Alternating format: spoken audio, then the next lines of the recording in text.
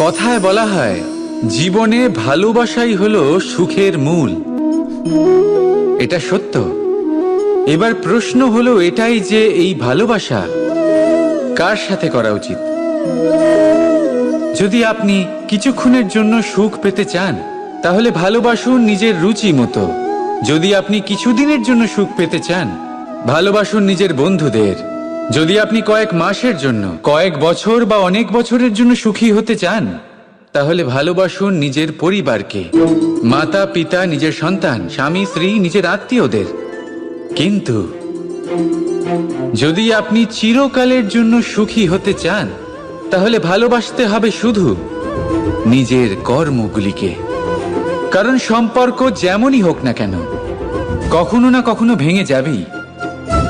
এই সংসার হলো এমনই যে যাদের সঙ্গ আমরা পাই তাদের সঙ্গ একদিন ত্যাগ করতে হয়। শুধু কর্মই হলো এমন এক সঙ্গ যা কখনো আপনাকে ত্যাগ করবে না। আপনার মৃত্যুর পরেও এই কর্ম আপনাকে বাঁচিয়ে রাখবে। তাই সবসময় মনে রাখবেন, এই কর্ম ধর্ম মনে করে পালন করা উচিত। জীবনের শেষ মুহূর্ত পর্যন্ত কর্মকে ভালোবাসুন। জীবনের শেষ মুহূর্ত পর্যন্ত সুখে থাকবেন।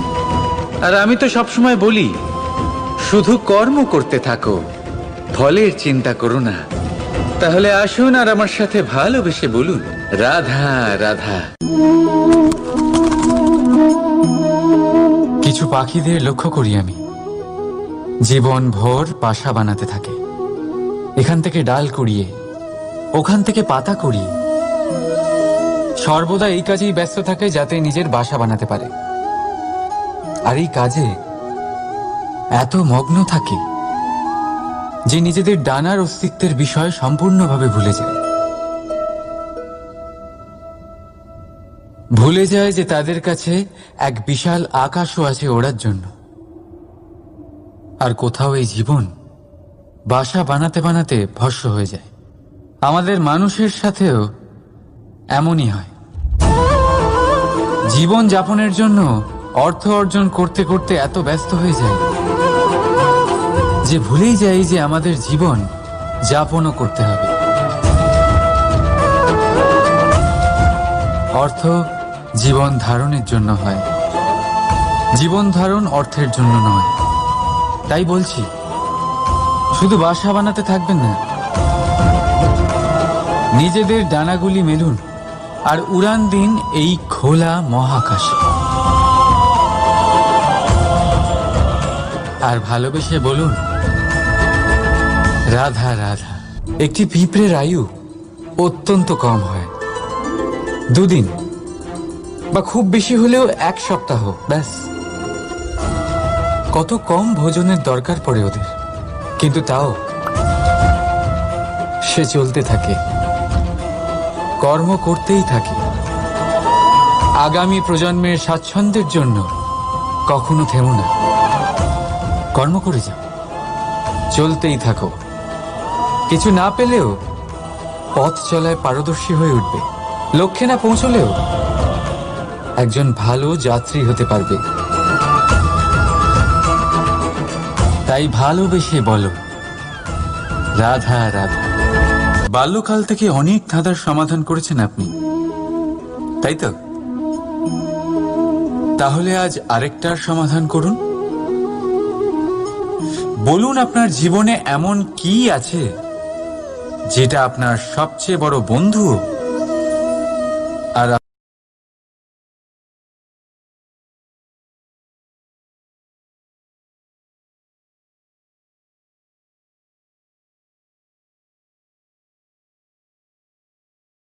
সেই বস্তু হলো সময়। কেন কেন সময় আপনার সবচেয়ে বড় বন্ধু আর সময়ই আপনার সবচেয়ে বড় শত্রু? উত্তর হলো সময়ের সম্মান।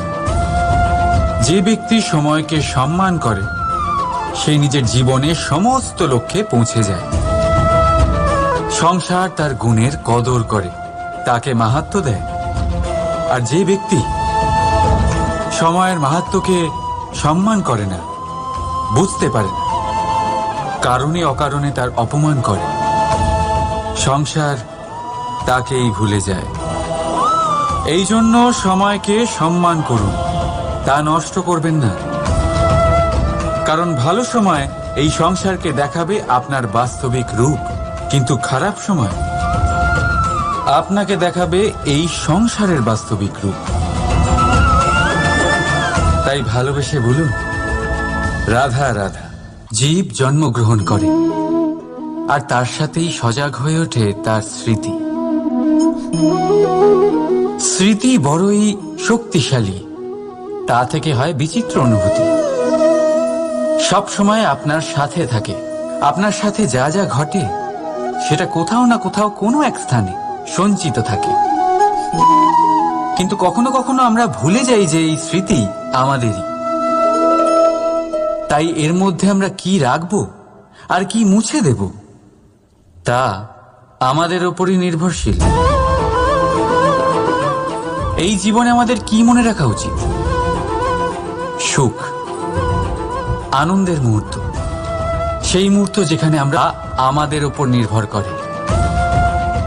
এই জীবনে সবকিছু ভুলে যান, কিন্তু এই কথা অবশ্যই মনে রাখবেন, যে কথা ভোলার তা মনে থাকে তাই বিবাদ বাঁধে। তাই ভালোবেসে বলুন, রাধা রাধা। কখনো বটবৃক্ষ দেখেছেন? কি বিশালাকায় হয়। কখনো কখনো ভয় করে যে এই ভারী ডালগুলির ভার এই বৃক্ষ বহন করতে পারবে তো।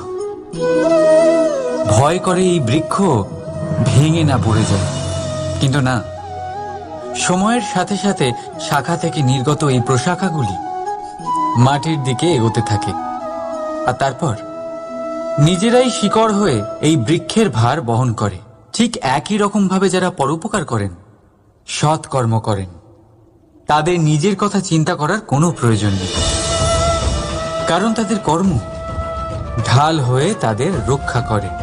এই জন্য জীবনে অবলম্বন নয়, কর্মের চিন্তা করুন। রাধা রাধা। এই প্রকৃতি সকল জীবের সৃষ্টি করেছে, ক্ষুধার প্রবৃত্তির জন্য সকলকে উদর দিয়েছে, আর ব্যবস্থাও করেছে যাতে সকলে পরিশ্রম করে ক্ষুধা নিবারণ করতে পারে, তাই না? আর সংসারের সকল জীবের মধ্যে মানুষই সেই প্রাণী যারা ধন ও মুদ্রার আবিষ্কার করেছে, ধন অর্জন করতে শিখেছে। তবে আশ্চর্যের বিষয় হলো এই যে সেই মানুষই কখনো নিজের পেট ভরাতে পারে না। কেন? এর কারণ হলো লোভ। এই সংসারে যে কোনো প্রাণী, তা সে শাকাহারী হোক বা মাংসাশী, সেইটুকুই স্বীকার করে যাতে সে বাঁচতে পারে।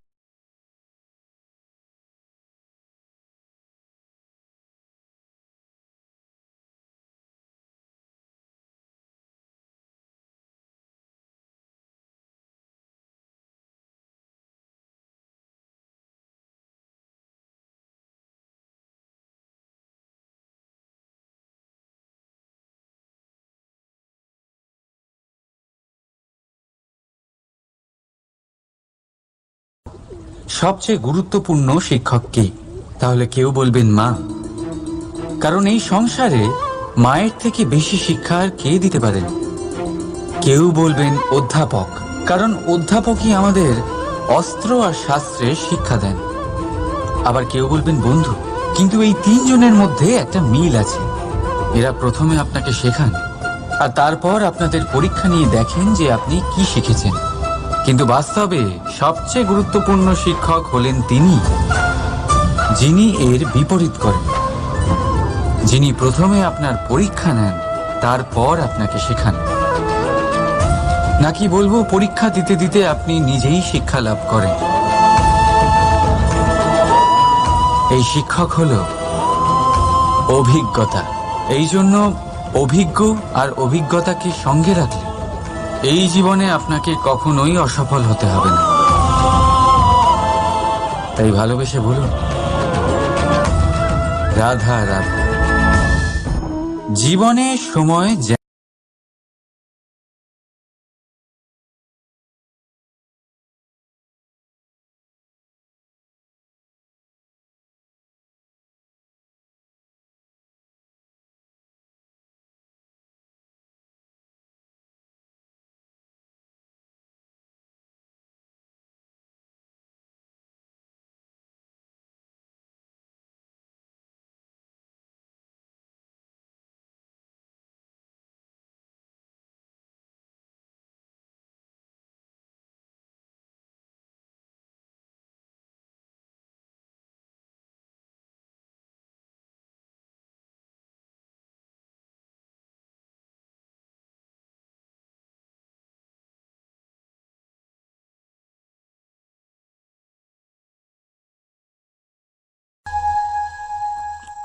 ভাববার বিষয় এটাই যে কে আপনার সেই আপনজন।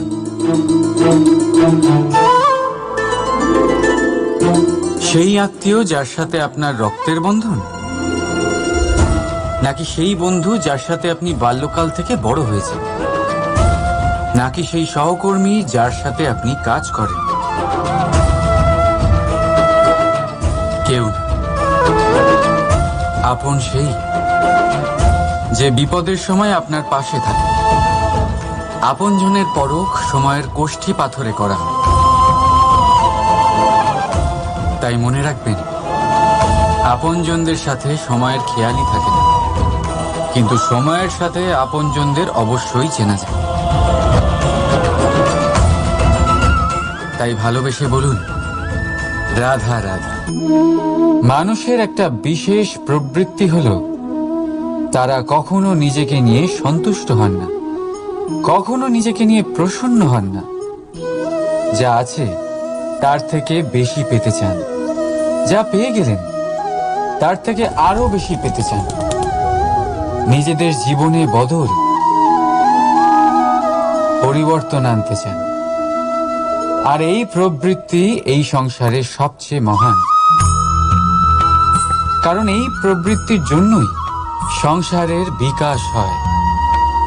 কিন্তু এই বদলের জন্য মানুষ তার খোঁজে থাকেন যা তার জীবনে বদল আনতে পারবে, তাকে পথ দেখাতে পারবে, তার জীবনে পরিবর্তন আনতে পারবে। আর তাই মানুষ সংসার জুড়ে তাকেই খোঁজেন যিনি তার পাশেই আছেন।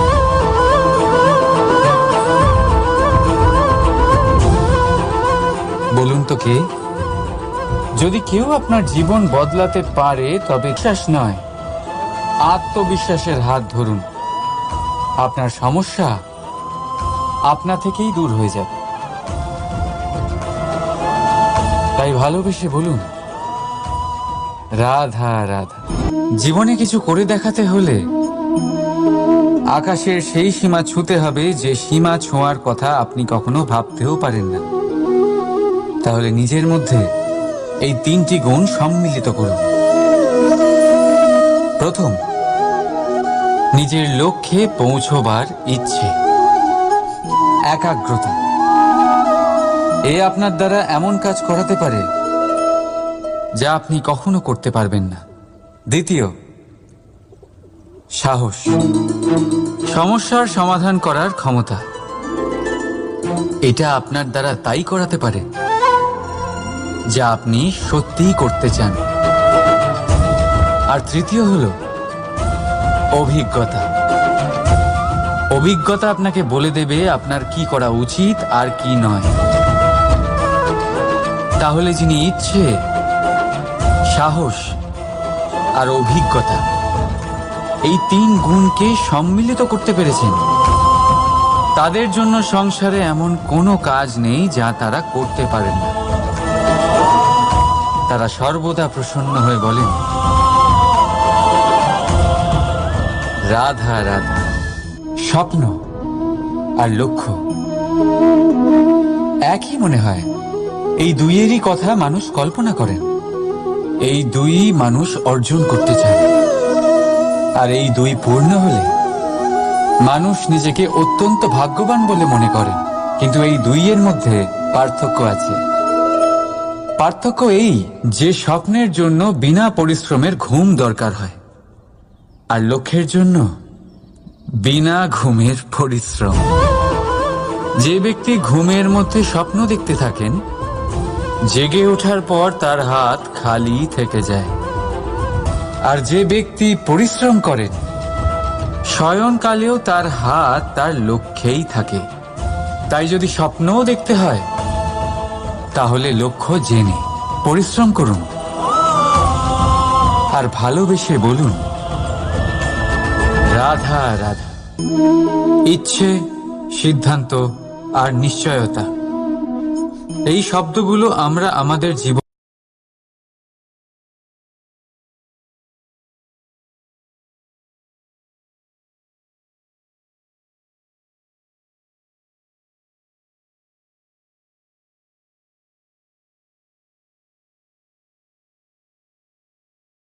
পায়, কিন্তু সে পায় না। যে এক কুয়ো খোঁড়ার সিদ্ধান্ত নিয়েছে, সে মাটি খোঁড়ার জন্য কোদাল অবশ্যই পেয়ে যায়। আর যে নিশ্চিত করে নিয়েছে, সে দেরি করে হলেও সেই শীতল জল অবশ্যই পেয়ে যায়। তাই জীবনে কেবল ইচ্ছে করবেন না, সিদ্ধান্ত নিন আর তারপর নিশ্চিত করুন, সব পেয়ে যাবেন। আর ভালোবেসে বলুন, রাধা রাধা। প্রদীপ জ্বালানোর কাজ বড়ই আনন্দদায়ক।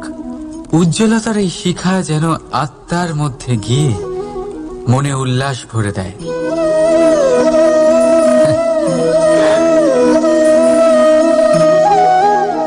এ আমি কি করলাম? আমি একে নিভিয়ে দিলাম, অথচ এই দিয়েই আমি অন্য প্রদীপগুলি জ্বালিয়েছিলাম। কারণ যতক্ষণ এই শিখা অন্য প্রদীপগুলিকে জ্বালাচ্ছিল, ততক্ষণ এই নিজেও জ্বলছিল। কিন্তু যেই ও এই কাজ করা ছেড়ে দিল, তখন একেও নিভতে হলো। বুঝলেন? সেরকমই জীবন হলো উজ্জ্বলতা দেওয়ার আরেক নাম। যদি জীবনে শুভ কাজ করেন, অপরের উপকার করেন, অন্যদের সহায়তা করেন, তাহলেই জীবিত থাকবেন। আর যেদিন এই কাজ করা আপনি বন্ধ করে দেবেন, শ্বাস প্রশ্বাস নেওয়া সত্ত্বেও মৃত হয়ে যাবেন। তাই যতক্ষণ শ্বাস চলছে, আশারূপী উজ্জ্বলতা ছড়াতে থাকুন। বিশ্বাস করুন, মৃত্যুর পরেও আপনি অমর থাকবেন। তাই ভালোবেসে বলুন, রাধা রাধা।